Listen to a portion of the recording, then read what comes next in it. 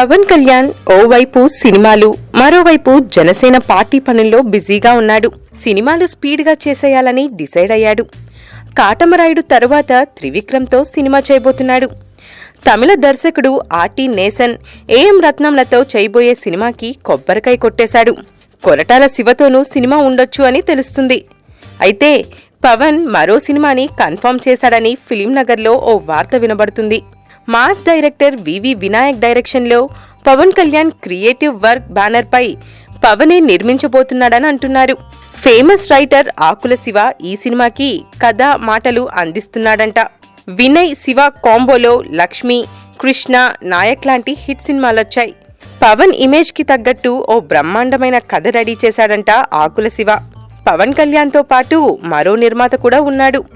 అతనెవరో కాదు, పవన్ ఏకలవ్య శిష్యుడు, పవన్ భక్తుడు, వీరాభిమాని, పవన్ ని దేవుడుగా పిలిచే బండ్ల గణేష్.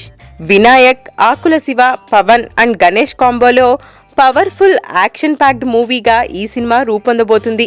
మరికొద్ది రోజుల్లో అధికారిక ప్రకటన వెలువడే అవకాశం ఉంది.